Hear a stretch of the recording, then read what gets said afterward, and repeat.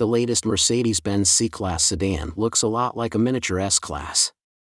It looks like the brand's flagship sedan internally and externally, and offers many of the same tech features, only in a smaller package that's sportier to drive. The plush interior impresses with luxury materials and modern displays, but it has too many touch-sensitive controls for our liking.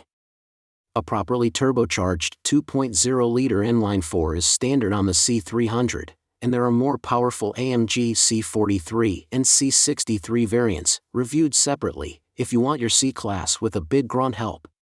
The standard C-Class offers strong performance, but lacks chassis refinement as it can be uncomfortable to drive on uneven roads and there is no feedback from the steering wheel. While it doesn't drive as well as its rivals, including the BMW 3 Series and Audi A4, the C-Class is still a strong competitor in the compact luxury sedan segment. The sedan has been redesigned for 2022 and Mercedes hasn't made any changes for 2023. For now, the previous generation C-Class coupe and convertible versions carry over to 2023, but we expect these to be replaced over time. The model is called the CLE class. We would choose the C300 sedan, as it represents the newest generation of the C-Class.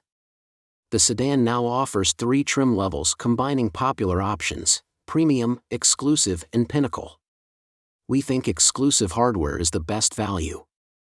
There are also plenty of a la carte options, including a sporty-looking AMG Line package, panoramic sunroof and navigation,